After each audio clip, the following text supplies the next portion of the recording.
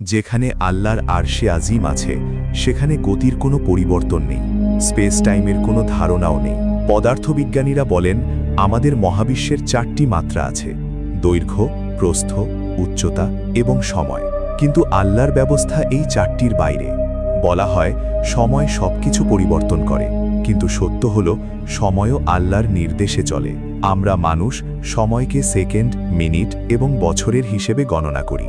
বিজ্ঞান বলে সময় তখনই অনুভূত হয় যখন সেখানে কোনো গতি বা পরিবর্তন থাকে এবং স্থান বা স্পেস বিদ্যমান থাকে। তিনি মহাবিশ্বের ভেতরে নন, বরং মহাবিশ্বকে পরিবেষ্টন করে আছেন। তিনি কালজয়ী, মাত্রাহীন এবং অসীম। যখন কোনো সত্তা সময়ের ঊর্ধ্বে থাকেন তখন তার কাছে অতীত, বর্তমান এবং ভবিষ্যৎ সবই একটি খোলা বইয়ের মতো। রাতে তুমি কেন কেঁদেছিলে, সকালে কি ভাববে এবং ভবিষ্যতে কোন পথে হাঁটবে সবই তার কাছে আগে থেকেই স্পষ্ট।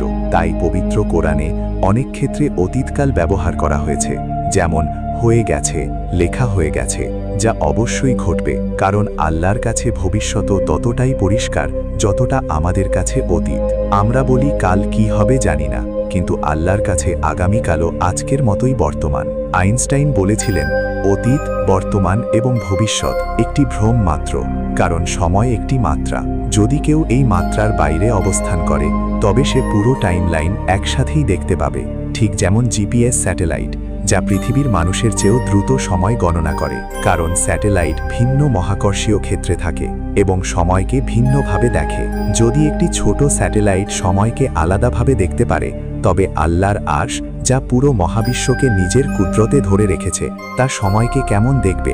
বিজ্ঞান বলে সময় তারাই অনুভব করে যারা সীমাবদ্ধ, আর আল্লাহ কোনো কিছুতেই সীমাবদ্ধ নন। সময় তাকে চালায় না, তিনি সময়কে পরিচালনা করেন। আমাদের প্রতিটি কাজ, চিন্তা এবং ইচ্ছা তার নজর থেকে কখনো দূরে যায় না। তোমার হাসি, তোমার বেদনা, তোমার ভুল সবই তার জ্ঞানে আগে থেকেই লেখা আছে। যা আমাদের কাছে ভবিষ্যৎ মনে হয়, আল্লাহর কাছে তা ইতিমধ্যে সম্পন্ন হওয়া একটি বিষয়। আমরা চলতে থাকা সময়কে দেখি, আর আল্লাহ উপর থেকে সমগ্র সময়কে দেখেন। আমরা এক একটি মুহূর্ত যাপন করি, আর আল্লাহ পুরো জীবনকে সামনে দেখেন।